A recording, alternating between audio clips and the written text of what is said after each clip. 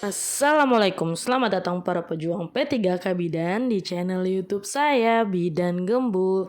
Terima kasih pada teman-teman yang sudah like, share, dan subscribe. Bagi yang belum, tolong dibantu ya. Oke, ini ada FR berikutnya tentang KSPR nih teman-teman, yaitu Kartu Skor Puji Rohyati untuk membantu mendeteksi dini faktor risiko pada kehamilan. Ada 3 kategorinya: kehamilan resiko rendah jika skornya 2, resiko tinggi dengan poinnya 6-10, resiko sangat tinggi poinnya lebih dari 12. Di sini ada beberapa indikator dengan poinnya teman-teman. Jadi nanti bisa dijumlahkan, dapatlah dia berapa untuk. Nah, untuk ibu hamil, skor awal ibu hamil itu 2. Jadi mau apapun isinya tetap diisinya 2. Lalu nih ada terlalu muda hamil, poinnya 4, terlalu tua, terlalu lambat, terlalu lama hamil, terlalu cepat hamil, terlalu banyak anak, terlalu tua, umurnya lebih dari 35 tahun, terlalu pendek, kurang dari 145, dan pernah gagal kehamilan, itu poinnya semuanya 4 ya teman-teman ya. Lalu ada pernah melakukan dengan tarik kantang atau vakum, itu poinnya 4. Pernah operasi sesar, poinnya 8. Penyakit pada ibu hamil juga rata-rata poinnya 4 ya, seperti kurang darah atau anemia, malaria, payah jantung, TBC paru, kencing manis, itu poinnya 4. Penyakit menular seksual juga poinnya 4. Bekak pada muka, tungkai, dan tekanan darah tinggi 4 poinnya. Nanti dari sini nih dijumlahin, diskor, barulah kita dapat untuk dia masuk ke kategorinya apa, kehamilan dengan resiko rendah, sedang, atau rendah, tinggi, atau sangat tinggi ya teman-teman ya.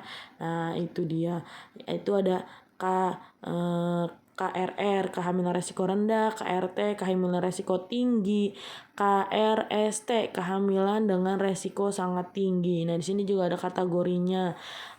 Harus yang memberikan pelayanan siapa, bidan kah, bidan dengan dokter, atau dokter. Tempatnya harus di mana, apakah perlu dirujuk gitu, lalu tempatnya, lalu penolongnya, seperti itu teman-teman. Jadi KSPR ini juga kemarin ada FR, walaupun nggak banyak soal yang keluarnya, tapi ini ada lumayan lah buat nambah-nambah poinnya teman-teman. Lalu lanjut ada evaporasi, konduksi, berarti masuknya ke apa, metode kehilangan panas nih ya. Ada konveksi, konduksi, evaporasi, dan radiasi. Dipahamin juga nih teman-teman nih, radiasi yaitu panas tubuh bayi memancar ke lingkungan, evaporasi panas tubuh bayi menguap, lalu konduksi panas tubuh bayi merambat ya dari kulit tubuh bayi ke permukaan. Kalau konveksi mengalir, panas tubuh mengalir bersama aliran udara di sekeliling bayi. Misalnya bayi diletakkan di dekat pintu yang terbuka atau kipas angin. Ada 4 ini. Nanti kita nggak tahu yang mana yang akan keluar, jadi dipahamin satu-satu. Mungkin agak ribet kalau misalnya dengan narasinya, pahaminnya dengan contohnya ya teman-teman. Lalu ada FR tentang dosis kebutuhan protein pada ibu nifas ya. Jawabannya, kebutuhan protein yang diperlukan ibu menyusui adalah sebanyak 76 hingga 77 gram per hari ya teman-teman ya.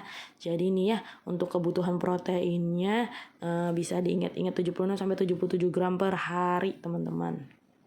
Lanjut ke FR tentang BBLR. Pertanyaan tentang BBLR, kalori yang diperlukan berapa per harinya? 90 sampai 100 kilokalori ya teman-teman ya untuk BBLR. Nah ini refleks pada bayi baru lahir juga nih teman-teman nih, ada apa aja? Ternyata dia ada banyak ya, ada 16 untuk refleks pada bayi.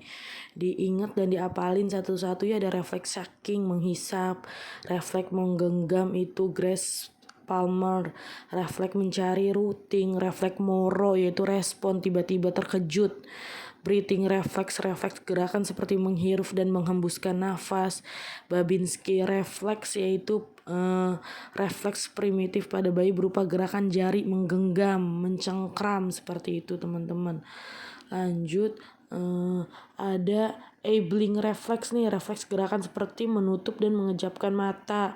Refleks yawning ya, refleks seperti menjerit kalau merasa lapar. Pupillary refleks, gerakan menyempit pupil mata. Swallowing, refleks gerakan menelan benda. Refleks tonic neck disebut juga mengadah. Refleks swimming, refleks ini ditujukan pada saat bayi diletakkan di kolam. Lalu refleks tonic labyrinthine pada posisi telentang. Nah ini juga nih pokoknya ada 16 nih teman-teman ya. Jadi harus benar-benar diingat, diapalin, yang nggak sering didengar coba lebih dipahami lagi seperti itu ya teman-teman ya. Oke, kita lanjut ke penyimpanan vaksin. Ada juga nih FR tentang penyimpanan vaksin nih. Jika vaksinnya sudah dibuka masih bisa bertahan berapa lama. Nah ini polio 2 minggu, IPV 4 minggu, TD 4 minggu, DPTHB 4 minggu, BCG 3 jam, campak 6 jam.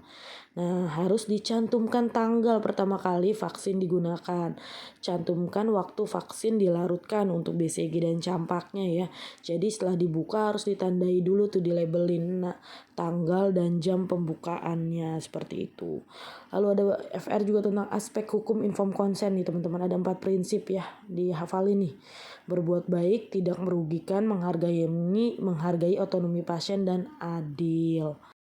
Berbuat baik itu, jadi apa yang kita lakukan itu berpihak pada pasien ya teman-teman, lalu tidak merugikan pasien, menghargai otonomi pasien, berikan hak dia, keputusan ada di tangan pasien, dan berikan pelayanan yang seadil-adilnya tanpa membeda-bedakan. Lalu manfaat vitamin B2 untuk ibu hamil nih ya. Konsumsi vitamin B2 setiap hari akan mengurangi resiko preeklamsia. Bisa dicegah sejak dini. Vitamin B2 juga mampu membuat kulit ibu hamil tampak lebih cerah dan bersinar alami. Lalu dosisnya itu sehari 1,4 mg per hari. Masih banyak lagi vitamin-vitamin ibu hamil yang lainnya. Ada B1, B6, dipahami juga ya teman-teman. Lalu B12 seperti itu dipahami juga, atau riboflavin tuh nama lain dari vitamin B12.